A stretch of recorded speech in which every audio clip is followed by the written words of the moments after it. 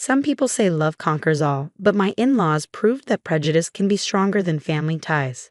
Not that the Blackwoods ever really considered me or my son family, despite my 15-year marriage to their precious firstborn son James. I'm Catherine Blackwood, though I started life as Catherine Chen, daughter of Chinese immigrants who built a successful restaurant business in San Francisco. At 42, I found myself navigating life as a widow and single mother to my 12-year-old son William, who happens to be autistic. My husband James had been my strongest supporter, both in my career as an architectural preservationist and in advocating for William's needs. But a heart attack took him from us 2 years ago, leaving me to face his family's increasing hostility alone. The Blackwoods owned Evergreen Manor, one of the most prestigious wedding venues in New England. The historic mansion and its perfectly manicured gardens had hosted society weddings for 4 generations. My sister-in-law, Christine, was about to become the latest Blackwood to marry there, and that's when everything came to a head. About the wedding, Catherine, my mother-in-law Margaret cornered me after Sunday dinner, her perfectly manicured nails wrapped around a crystal sherry glass.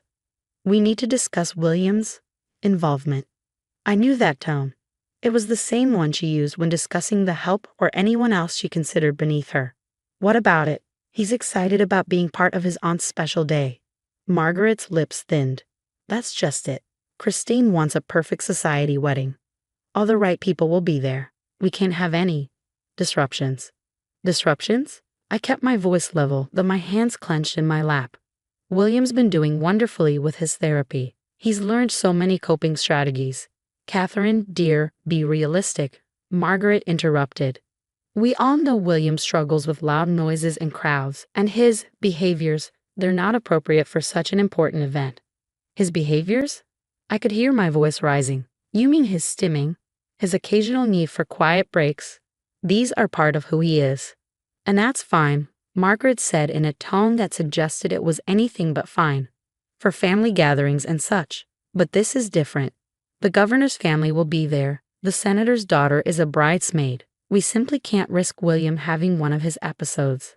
I looked around for support, but found none.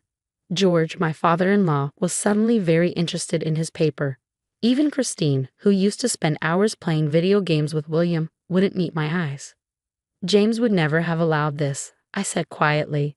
"James isn't here," Margaret replied, her voice sharp.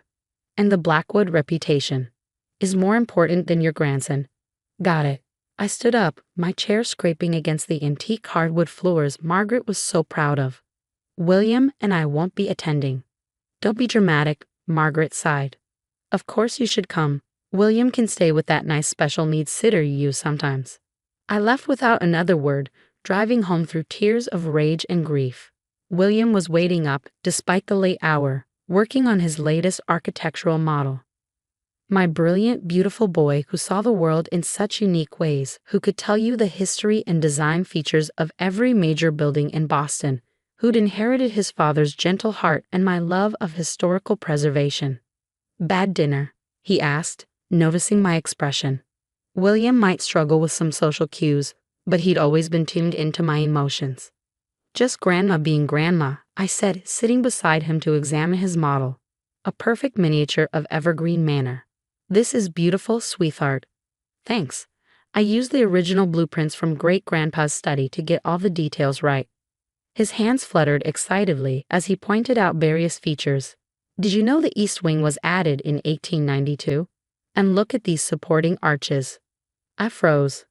"What blueprints from Great-Grandpa's study?" William looked puzzled. "The ones in the hidden room behind the library. I found them last month when I was exploring during Sunday dinner. There's all kinds of old documents in there." My heart started racing. James had once mentioned his grandfather's private study, a room that was sealed up after his death. Apparently, it wasn't as sealed as everyone thought. The next day, after dropping William at his specialized school program, I drove to Evergreen Manor. As the widow of the eldest son, I still had keys and security codes. The mansion was quiet, the wedding planning committee not due for hours. William's directions led me to the library, where he discovered a panel that opened into a small room that smelled of old paper and secrets. Dozens of filing cabinets lined the walls, each meticulously labeled. But it wasn't the architectural drawings that caught my eye. It was a thick folder marked Ownership Trust. Final version. My hands trembled as I read through the documents. Edward Blackwood, James's grandfather, had been quite thorough in his estate planning. The manor wasn't owned by the Blackwood family at all. It was held in a specialized trust with very specific conditions about family unity and care for all descendants. But there was more. A sealed envelope addressed to the future guardian of the manor contained a letter that shook me to my core. Edward had an autistic brother, hidden away from society due to the prejudices of his time. The grand ballroom where society brides now danced. It was originally designed as a sensory-friendly space for his brother, with special acoustic treatments and quiet nooks. The manor was built on love and acceptance, Edward wrote. Any Blackwood who forgets that dishonors its true purpose. As I read on, a plan began forming in my mind. Margaret's precious wedding venue business operated under a special historical site license, one that depended on adhering to the trust's original terms. Terms that I now held in my hands. My phone buzzed. A text from Margaret. Wedding planner needs final headcount, assuming William won't attend. I looked around the hidden study at the evidence of a legacy of love corrupted by prejudice and pretense.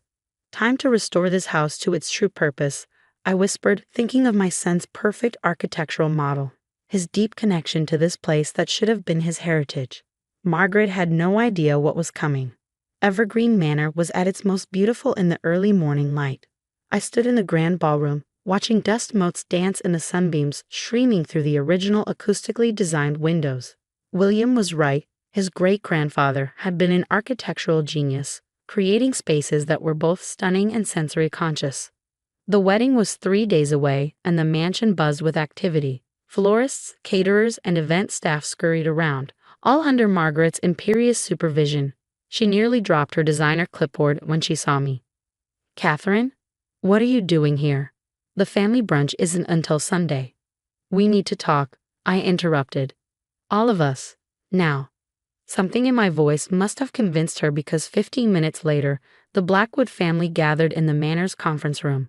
Margaret, George, Christine, and her fiancé Thomas, even Aunt Eleanor, who'd flown in from Connecticut for the wedding. I placed my laptop and a thick folder of documents on the mahogany table. "Before we begin, I'd like to play something for you." The recording was from one of William's therapy sessions 6 months ago. In it, he described his connection to Evergreen Manor, his understanding of its architectural features, his love for the quiet corners and perfect acoustics his great-grandfather had built into the design. "Turn that off," Margaret snapped. "We're not here to discuss William's fixations." "Actually, we are." I opened the folder. "Because Edward Blackwood designed this manor specifically with people like William in mind. Would anyone like to hear about Uncle Robert?" The room went silent. Even George looked startled. "Who?" Christine asked. "Your great-uncle Robert, Edward's brother. The autistic brother this manor was originally built to accommodate." I began distributing copies of Edward's letter and the trust documents. "The brother your generation was never told about because Margaret decided that part of the family history was too embarrassing." Margaret's face went pale. "Where did you get those?" "From Edward's private study, the one you sealed up after his death. Turns out you can't keep secrets from an architecturally gifted 12-year-old who notices hidden doors." The next hour was a revelation for the family. I showed them Edward's original designs, his detailed notes about acoustic treatments and sensory-friendly spaces. The grand ballroom's famous perfect acoustics weren't for wedding music. They were designed to prevent overwhelming echoes that could trigger sensory overload. But the weddings, Christine protested weakly. "The business was never supposed to be the manor's primary purpose," I finished. "The trust is very clear. Evergreen Manor was meant to be a safe haven for all Blackwood descendants, with specific provisions for supporting those with special needs." I turned to my father-in-law. "George, did you know your father left control of the trust to his eldest son's heir, not to you or Margaret?" George shook his head slowly. "Dad always said there were conditions, but Margaret handled all the legal aspects after we married." "Because she buried the truth," I said quietly. "But here it is. As James's widow and William's mother, I control the trust. And the wedding venue business operates under a special historical site license that depends on adhering to the trust's original terms." Margaret stood up so quickly her chair toppled backward. You wouldn't dare. Cancel the wedding business? No, but I am making changes. I laid out my terms clearly. First, William not only attends the wedding, but he helps redesign the event to be sensory-friendly. His great-grandfather's original designs prove it's possible to have both elegance and accessibility. The governor's family, Margaret began, will be impressed by our commitment to inclusive celebration spaces. I cut in. Second, going forward, Evergreen Manor will operate as both a wedding venue and a special needs-friendly event space. We'll offer sensory-friendly weddings, proms for special needs schools, events that honor Edward's original vision. Christine surprised everyone by speaking up. I think it's brilliant. Thomas and I would be honored to have the first sensory-friendly society wedding. Right, honey? Thomas, whose younger sister I remembered was on the autism spectrum, nodded enthusiastically. My family would love it, and it would make incredible press. Historic venue returns to its inclusive roots. One by one, family members began to see the potential. George looked relieved, as if a weight he carried for years was lifting. Even Aunt Eleanor shared stories about Uncle Robert that she'd heard from her mother. Margaret alone remained opposed, but her power was broken. When she threatened to contest the trust, I simply played another recording. Edward Blackwood himself talking about his brother and his hopes for the manor's future. I leave this trust in the hands of my eldest son's heir. His voice crackled through time, knowing they will understand that true nobility lies not in excluding those who are different, but in creating spaces where all can thrive. The wedding was transformed. William worked with the planners, explaining how to adjust lighting and sound levels while maintaining the elegant atmosphere. His intimate knowledge of the manor's architecture proved invaluable. The governor's wife, whose nephew was autistic, became an enthusiastic supporter of our inclusive vision. Margaret, of course, was horrified when William stemmed during the ceremony, until the governor's wife commented on how wonderful it was to see a family embracing neurodiversity so openly. After that, she limited herself to tight smiles and stiff acceptance. The changes to Evergreen Manor went far beyond one wedding. We launched a series of sensory-friendly events, partnering with special needs organizations throughout New England. The manor's unique architectural features, designed by Edward for his brother, became a selling point instead of a secret. William flourished in his new role as the manor's unofficial architectural historian. His detailed models and knowledge of the building's features impressed everyone who visited. Even Margaret, after seeing him confidently lead a tour for a historical preservation society, had to admit he brought something special to the family business. Last month, during a quiet moment in Edward's study, I found another letter, this one addressed specifically to William. To my future architect, it began. If you're reading this, you've discovered what I always knew, that different minds see beauty others miss. This house is your heritage, not because of your name, but because you understand its heart. William keeps the letter framed in his room, next to his latest architectural model.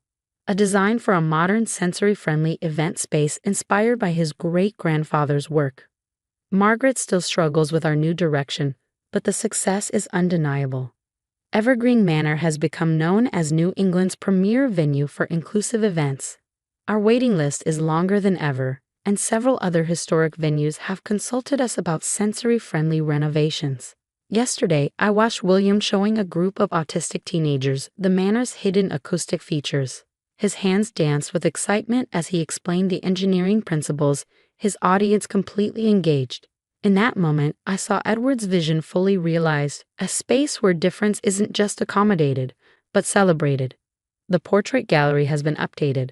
Alongside the stern-faced Blackwoods of the past, there's now a photo of Edward and Robert as young men, standing in front of the newly built manor. Beside it hangs a picture of William at the sensory-friendly wedding, hands fluttering joyfully as he explains the ballroom's design to fascinated guests. Below both photos, there's a quote from Edward's letter. True legacy lives not in maintaining appearances, but in creating spaces where love accepts all forms of being. James would have loved that. Sometimes, when the manor is quiet and the evening light filters through those perfectly designed windows, I swear I can feel the presence of both brothers, Edward and Robert, watching over their creation. Their dream of a house built on understanding and acceptance lives on, not just in the architecture, but in every inclusive event we host, every barrier we break down, every mind we open to the beauty of difference. And William, my beautiful boy who saw through walls to find the truth, continues to build on their foundation, creating spaces where everyone belongs, just as his great-grandfather always intended.